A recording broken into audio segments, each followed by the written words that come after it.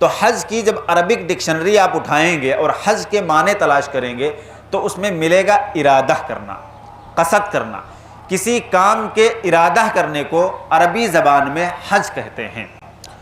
और एज़ा टर्म यानी शरीयत की इस्तिलाह में हज का मतलब होता है अपने घर से सफ़र का इरादा करना बैतुल्लाह तक मखसूस दिनों में मखसूस आमाल की अदायगी के लिए। आपको देवबंदी भी मिलेंगे, बरेलवी भी मिलेंगे, शिया भी मिलेंगे, कादियानी जो कि काफिर हैं वो नहीं मिलेंगे, जो जिन पर उम्मत मुस्लिमा का इत्तफाक है कि ये काफिर हैं। उनके अलावा हर कोई आपको वहाँ मिलेगा। और रिवायतों में आता है कि सैयदना आदम से पहले फरिश्तों ने बैतुल्लाह की तामीर की थी। तो इस रुए ज़मीन का तारीख़ी एतबार से, इस्लामी एतबार से, अल्लाह तबारक व तआला के घर के एतबार से अगर कोई पहला घर है तो बैतुल्लाह है। आप देखेंगे तो आपको लगेगा कि ये नॉर्मल घर नहीं है, आपको लगेगा कि ये अल्लाह का घर है, लगेगा। ये सबसे बड़ी क्वालिटी है बैतुल्लाह की। ये 5 पिलर हैं जो इस्लाम के। इस हदीस में उन 5 पिलर का, 5 स्तंभ का तज़किरा है इस हदीस में। हज मबरूर किसे कहते हैं, ये हदीस ही से हम आपको साबित करेंगे आगे। बुखारी मुस्लिम की दूसरी हदीस आप देखिए, हज मबरूर का बदला जन्नत के सिवा कुछ नहीं है। अल्हम्दुलिल्लाहि मुनशिउल खल्क़ि मिन आदम सुम्मा अस्सलातु अलल मुख्तार फिल क़िदम। क़ाल अल्लाहु तबारक व तआला फिल क़ुरआनिल मजीद, अऊज़ु बिल्लाहि मिनश शैतानिर रजीम, बिस्मिल्लाहिर रहमानिर रहीम। वलिल्लाहि अलन नासि हिज्जुल बैति मन इस्तताअ इलैहि सबीला वमन कफ़र फ़इन्नल्लाह गनिय्युन अनिल आलमीन। सदक़ल्लाहु मौलानुल अज़ीम। मेरे मोहतरम बुज़ुर्गों और दीनी भाइयों, आज का ये हमारा प्रोग्राम जो इस्लामिक क्लासेस के नाम से जाना जाता है,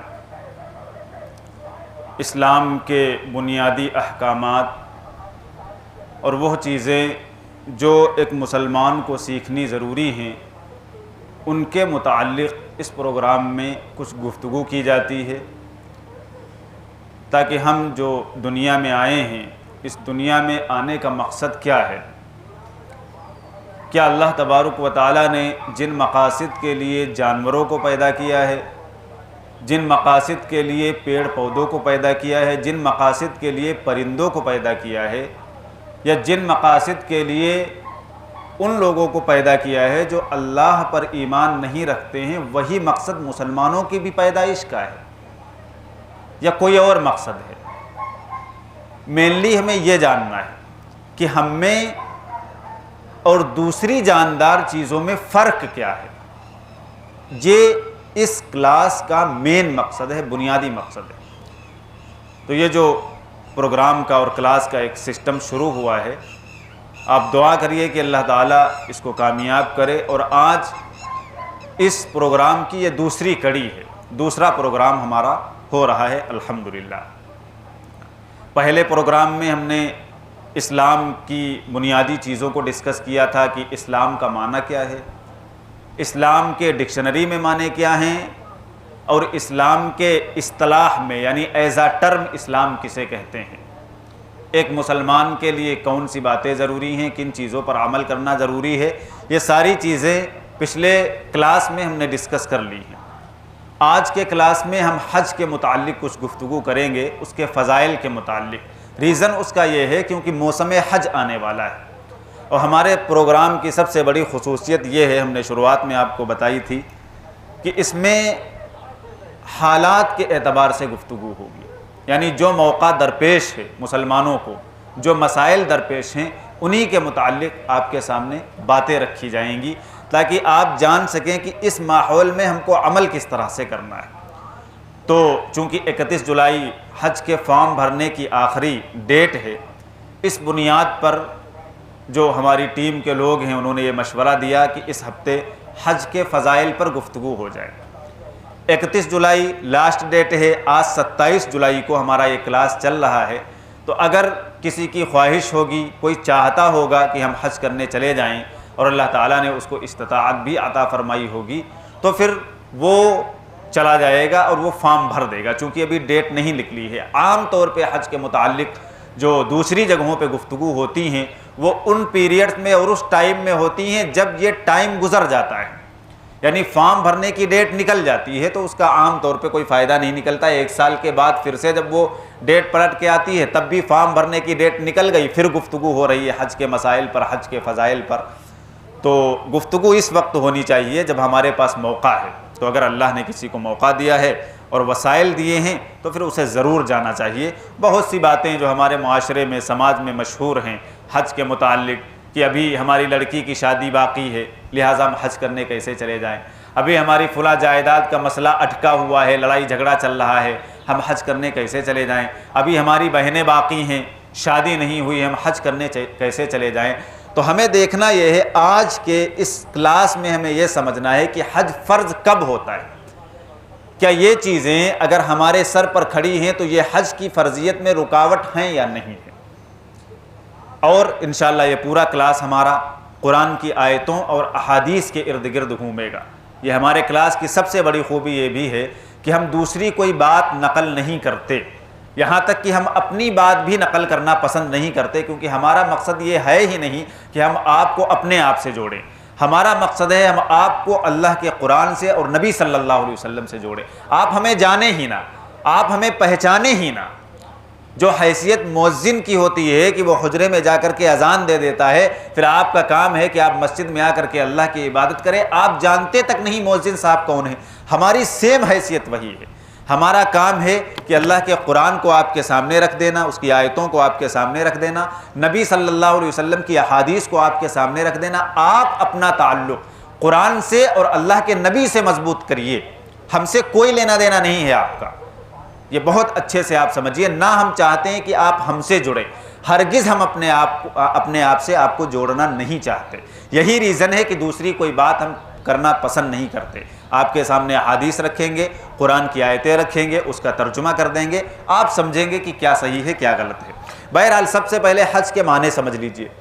हज कहते किसे हैं, क्योंकि कोई भी चीज़ हो उसके करने से पहले उसका जानना ज़रूरी होता है।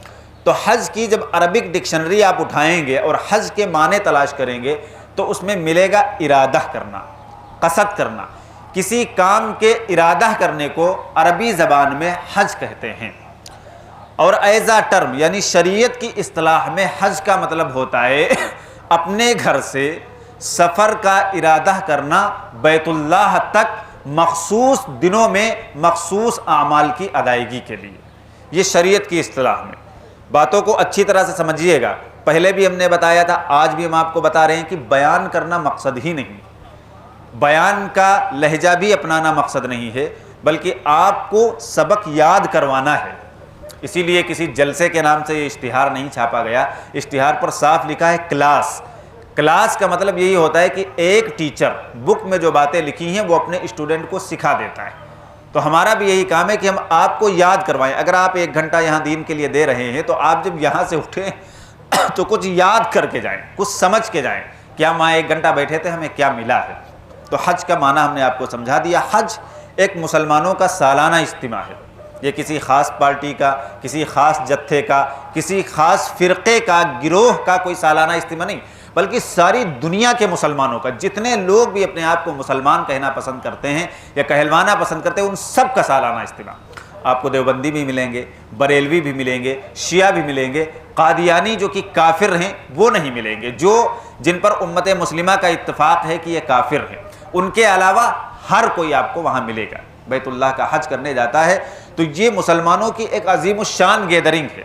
इससे बड़ा मुसलमानों का इज्तिमा कोई होता ही नहीं जहाँ खालिस अल्लाह के लिए लोग जमा होते हो। तो ये सालाना इज्तिमा है। फजीलत का इससे भी अंदाज़ा होता है कि कुरान पाक में हज के नाम से पूरी एक सूरत है बाकायदा, सूरतुल हज, सूरत नंबर 22। आप देखेंगे कि पूरी एक सूरत अल्लाह तबारक व तआला ने कुरान पाक में हज के मुताल्लिक नाजिल फरमाई है। सूरह बकरा में आपको हज का पूरा तरीक़ा मिल जाएगा। सूरह इब्राहीम में हज की पूरी तारीख़ मिल जाएगी। अच्छी तरह से सुनिएगा और ध्यान कर लीजिए। पहली बात, कुरान पर जब हम आते हैं हज को समझने के लिए तो उसमें हमको पूरी एक सूरत हज के नाम से मिलती है। आप उसको पढ़ेंगे, कुछ बातें उसमें मिलेंगी। लेकिन अगर तरीक़ा समझना है कि किस तरीके पर हम हज को अदा करें तो आप सूरह बकरा पढ़ लें। तर्जुमे के साथ। और अगर आपको हज की तारीख़ जाननी है, कैसे फ़र्ज हुआ, किसकी सुन्नत है, क्या मराहिल पेश आए, तो आपको सूरह इब्राहीम पढ़नी पड़ेगी, हज़रत इब्राहीम अलैहिस्सलाम की ज़िंदगी। और अगर आपको हज की फ़जीलत जाननी है कि क्या हज की फ़जीलत है, इसका क्या मकाम है, अल्लाह तबारक व तआला क्या इनामात देते हैं अगर कोई हज करता है, तो आप सूरह आले इमरान का तर्जुमा पढ़िए। ये तो कुरान पाक की बात हो गई। अब हज की फ़र्जियत कैसे साबित होती है इसको भी समझिए। आप कुरान पाक की तरफ जाएंगे, कुरान पाक में देखेंगे कई मकामात पर अल्लाह तबारक व तआला ने अलग अलग अंदाज से हज की फ़र्जियत को बयान किया है, लेकिन सबसे ज़्यादा वाज़ेह आयत जो हज की फ़र्जियत के मुताल्लिक़ है वो हम आपके सामने बयान कर रहे हैं। सूरह आले इमरान की आयत नंबर 96 से 97 आप देखिए। इन्ना अव्वला बैतिन वुज़िअ लिन्नास लल्लज़ी बिबक्कता मुबारका व हुदल लिल आलमीन, कि वो पहला घर जो रूए ज़मीन पर बनाया गया, यानी बैतुल्लाह रूए ज़मीन का पहला घर है। जब आदम अलैहिस्सलातु वस्सलाम को अल्लाह तबारक व तआला ने भेजा तो आदम अलैहिस्सलातु वस्सलाम ने सबसे पहले बैतुल्लाह की तामीर की थी, अपना घर भी नहीं बनाया था। और रिवायतों में आता है कि सैयदना आदम से पहले फ़रिश्तों ने बैतुल्लाह की तामीर की थी। तो इस रूए ज़मीन का तारीख़ी एतबार से, इस्लामी एतबार से, अल्लाह तबारक व तआला के घर के एतबार से अगर कोई पहला घर है तो बैतुल्लाह है। फरमाया गया लिन्नास, ये लोगों के लिए बनाया गया था। लल्लज़ी बिबक्का, जो बक्का में वाक़, अरबी ज़बान में मक्का और बक्का दोनों लफ्ज़ इस्तेमाल होते हैं। कुरान पाक में बक्का का लफ्ज़ आया है तो कन्फ्यूज़न ना हो, वो मक्का ही है। तो पहला घर जो लोगों के लिए बनाया गया था वो बक्का में है, वो बड़ा मुबारक है, मुबारकन बड़ा मुबारक है। वह हुदल लिल आलमीन, और सारी इंसानियत के लिए हिदायत है, सारे जहान के लिए। आप देखते हैं कि बैतुल्लाह एक ऐसी जगह है जो हाजी हैं, आप उनसे कैफियत पूछिएगा कि जिस वक्त बैतुल्लाह पर नज़र पड़ती है उनके दिल की कैफियत क्या होती है। तो इसी को कुरान ने कहा कि सारे जहान के लिए हिदायत, यानी बड़े से बड़ा गुनहगार, बड़े से बड़ा सख्त दिल, बड़े से बड़ा सख्त मिजाज इंसान अगर बैतुल्लाह पर उसकी नज़र पड़ जाए तो कैफियत बदल जाती है। हमारे उस्ताद हज करने गए थे, जब हज करके आए तो हम लोगों ने पूछा कि कुछ वहाँ की स्टोरी बताइए, कुछ बातें बताइए। तो मौलाना जब बयान कर रहे थे तो रोने लगे थे, और वो कह रहे थे कि जब हज से वापसी होती है और हम लोग वापस होते हैं और बैतुल्लाह को देखते हैं तो दुनिया का कोई ऐसा हाजी नहीं होता है जो बैतुल्लाह को देख करके आंसू न बहाए। अजीब कैफियत होती है। तो ये हमारे नईम भाई माशाल्लाह जा चुके हैं, अभी हाल ही में आए हैं वहाँ हो करके, इनसे कैफियत पूछिएगा तो आपको बताएंगे। चूँकि वो कैफियत हम गए नहीं अभी, तो इतना अच्छे अंदाज से हम बता नहीं सकते, वो महसूस भी नहीं कर सकते। जो आदमी गया है वो महसूस कर सकता है। अभी हमने पढ़ा है कुरान पाक से, जो उसकी नूरानियत छलकती है वही चीज़ें आपके सामने रख रहे हैं। आगे देखिए, आगे अल्लाह ताला ने फरमाया फ़ीही आयातुम बय्यिनात, और इस बैतुल्लाह में, इस अल्लाह के घर में बेशुमार अल्लाह की खुली हुई निशानियाँ। आप देखेंगे तो आपको लगेगा कि ये नॉर्मल घर नहीं है, आपको लगेगा कि ये अल्लाह का घर लगेगा। ये सबसे बड़ी क्वालिटी है बैतुल्लाह की, कि आपको महसूस होगा कि अल्लाह का घर है। इसी को अल्लाह ने कहा कि इस बैतुल्लाह में आयातुम बय्यिनात, अल्लाह की खुली निशानी आपको महसूस होने लगेगा। मकाम इब्राहीम, और सबसे बड़ी इस बैतुल्लाह में अल्लाह की निशानी मकाम इब्राहीम है। जो मकाम इब्राहीम है वो इसी तरफ पड़ जाता है, बिल्कुल जस्ट जिस तरफ बैतुल्लाह का दरवाज़ा है, दरवाजे के सामने ही पड़ता है मकाम इब्राहीम। तो ये एक बहुत बड़ा निशान है। वमन दखलहु काना आमिना, और अल्लाह ताला ने फरमाया कि जो बैतुल्लाह में दाखिल हो जाता है, यानी जो हरम के इर्द गिर्द दाखिल हो जाता है, वो अमान पा जाता है, अमन में आ जाता है। आगे देखिए फ़र्जियत को बयान कर रहे हैं अल्लाह ताला की, वलिल्लाहि अलन्नास हिज्जुल बैति मन इस्तताअ इलैहि सबीला, कि हज लोगों पर अल्लाह के लिए, खालिस अल्लाह के लिए, अगर कोई हाजी कहलवाने के लिए करता है, अगर कोई अपने आप को मालदार साबित करने के लिए करता है, अगर कोई वहाँ का मेला ठेला देखने के लिए करता है, अगर कोई इस नीयत से करता है कि हम जा रहे हैं हवाई जहाज़ में बैठने पा जाएंगे, अलगरज जितनी नीयतें हैं जो अल्लाह की खुशनुदी के अलावा हैं वो सब की सब बेसूद हैं, बेकार हैं। इसीलिए अल्लाह ताला ने कहा कि वलिल्लाह, हज सिर्फ अल्लाह के लिए है, जो अल्लाह के लिए लोगों पर फ़र्ज़ किया गया है। मन इस्तताअ इलैहि सबीला, उन लोगों पर जो उसके घर तक पहुँचने की इस्तिताअत रखते हैं, कुदरत रखते हैं, ताकत रखते हैं। यानी आप फिज़िकली भी जो है इस्तिताअत रखें, और आप मेंटली भी इस्तिताअत रखते हो, और आप फाइनेंशियली भी इस्तिताअत रखते हो। माल भी आपके पास होना चाहिए और फिज़िकली एतबार से भी आप फिट हो, उसके बाद हज आप पर फ़र्ज़ होगा। तो हमने वही बताया था, शुरुआती लेक्चर में कहा था कि जितने लोग बहाने करते हैं कि बेटी शादी करने को है, बेटा शादी करने को है, ये सारे बहाने अल्लाह के वहाँ काम नहीं देंगे। अगर आप फिज़िकली और फाइनेंशियली फ़िट हैं तो हज आप पर फ़र्ज़ हो चुका है। इसके बावजूद आप नहीं करते हैं तो गुनहगार होंगे। वमन कफर, जो इनकार कर दे इसका एक तो ये है कि आदमी जा नहीं रहा, अमलन इनकार कर रहा, ये भी गुनाह है, बहुत बड़ा गुनाह है कि आप पर फ़र्ज़ हो चुका आप नहीं कर रहे हैं। एक ये है कि आप बिल्कुल इनकार ही कर दें हज की फ़र्जियत का, तो अल्लाह ने कहा फ़इन्नल्लाह गनिय्युन अनिल आलमीन, बेशक अल्लाह तबारक व तआला फिर सारे जहान से बेनियाज़, यानी अल्लाह को कोई फ़र्क नहीं पड़ता। अगर आप इनकार कर देंगे हज की फ़र्जियत का तो अल्लाह तबारक व तआला के वहाँ सज़ा है, लेकिन अल्लाह की बादशाही में कोई फ़र्क नहीं पड़ेगा। ये तो कुरान पाक की आयत हमने सूरह आल इमरान से आपके सामने कोड की है, जिसमें हज की फ़र्जियत का बयान हो रहा है।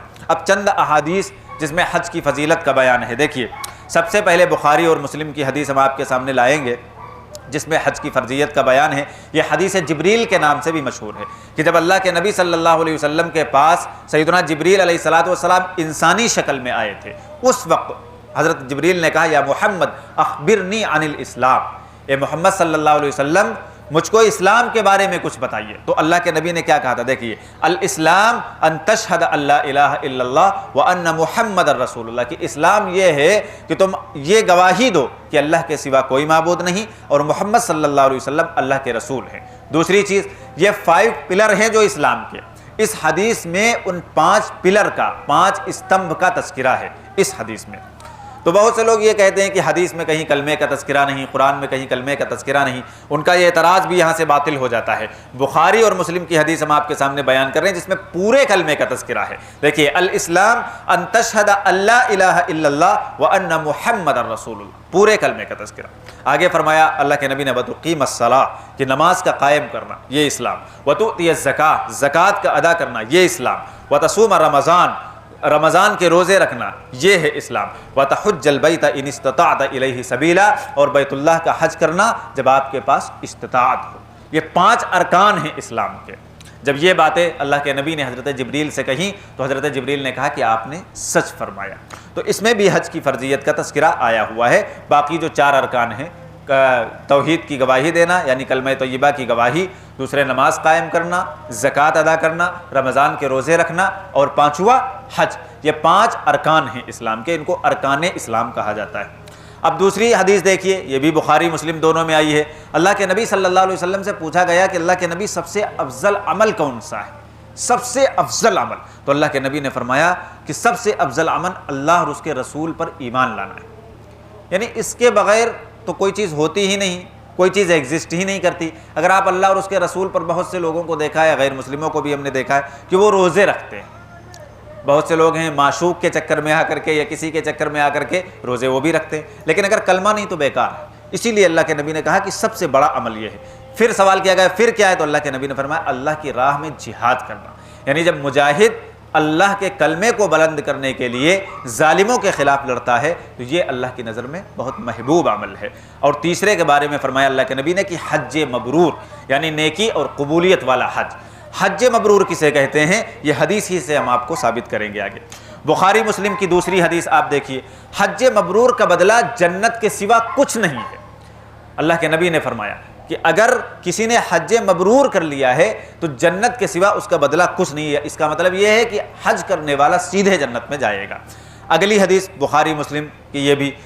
अब इसमें यह समझ लीजिए कि हज मबरूर किसे कहते हैं। यह मुनासिब नहीं कि हम अपनी तरफ से इसकी कोई तारीफ़ करें, जो तारीफ़ अल्लाह के नबी सल्लल्लाहु अलैहि वसल्लम ने की है वही हम आपके सामने बयान किए दे रहे हैं। बुखारी मुस्लिम में हज मबरूर की तारीफ़ है। देखिए, नबी सल्लल्लाहु अलैहि वसल्लम ने फरमाया कि जो शख्स सिर्फ अल्लाह की रज़ा के लिए हज करे, यह हज मबरूर की तारीफ़ हो रही। और हज मबरूर का बदला क्या है, जन्नत, सीधे जन्नत जाएगा। अल्लाह के नबी ने फरमाया कि हज मबरूर लैसा लहू जज़ाउन इल्लल जन्नह, कि उसका कोई बदला नहीं सिवाय जन्नत के। तो हज मबरूर क्या है, जो शख्स सिर्फ अल्लाह की रज़ा के लिए, 3-4 चीज़ें हैं इसमें। नंबर 1, अल्लाह की रज़ा के लिए आप हज करें, ठीक है। इस दौरान कोई भी बेहयाई या गुनाह का काम ना करें, अल्लाह की रज़ा होनी चाहिए, कोई भी बेहयाई गुनाह का काम ना करें। तो हज करने के बाद इस तरह से हाजी वापस लौटेगा जैसे उसकी माँ ने आज ही उसे अपने पेट से जना है। यह है हज मबरूर। और हज मबरूर का बदला अल्लाह के नबी ने फरमाया कि जन्नत है। और दूसरी हदीस जो ये हदीस बयान कर रहे हैं जिसमें तारीफ़ भी है, प्लस अल्लाह के नबी ये भी बता रहे हैं कि अगर किसी ने हज मबरूर कर लिया, यानी अल्लाह की रज़ा के लिए किया और कोई गुनाह का काम नहीं किया, कोई फहश काम नहीं किया, तो वो ऐसे लौटेगा हज करके जैसे उसकी माँ ने अपने पेट से आज ही उसे जना है, जिस तरह से नवमौलूद बच्चा होता है, आप जानते हैं। लेकिन ये बड़ा मुश्किल काम है, बदनज़री से बचना आज के ज़माने में।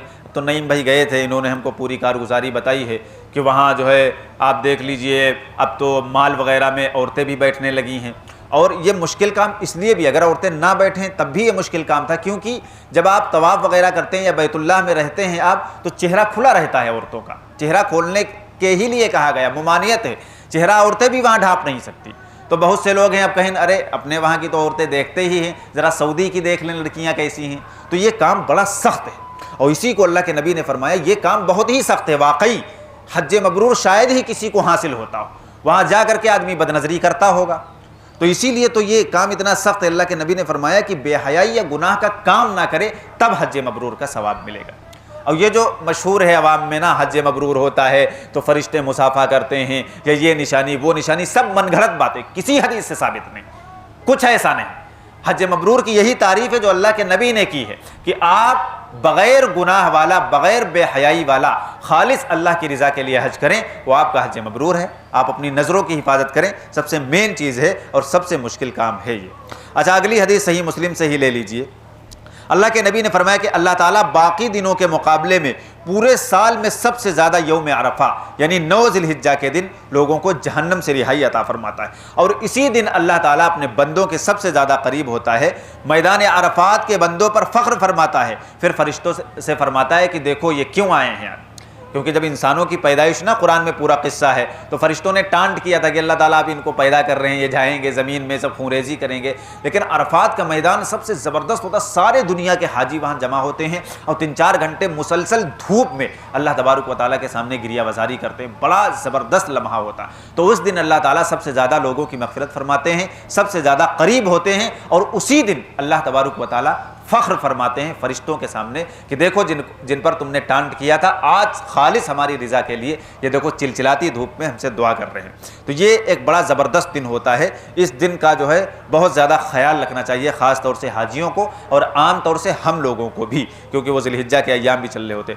अगली हदीस, ये जो हदीसें आपके सामने बयान की, इसमें से 3 हदीसें हमने बुखारी मुस्लिम से, 4 हदीसें बल्कि ली है, 1 हदीस सही मुस्लिम से ली है। अब आखिरी हदीस हम आपके सामने सुनन नसई और मिशकात से ले रहे हैं, लेकिन जितनी भी हदीसें सब की सब सही हैं। देखिए, 3 किस्म के लोग हैं जो वाकई अल्लाह के तकर्रुब का कसद करने वाले हैं। ये नबी सल्लल्लाहु अलैहि वसल्लम 3 किस्म के लोगों को इखलास का सर्टिफिकेट दे रहे हैं। यानी बाकी जो दीन के काम होते हैं कुछ हो सकता है उसमें, लेकिन अल्लाह के नबी कह रहे हैं कि ये जो 3 किस्म के लोग होते हैं ये वाकई अल्लाह के लिए काम करते हैं। उनमें से पहला मुजाहिद, क्योंकि मुजाहिद ना भाई आप सोच लीजिए, इंसान क्या आज दीन के लिए 1 घंटा आदमी नहीं दे रहा, आप देख ही रहे हैं क्या हालत है।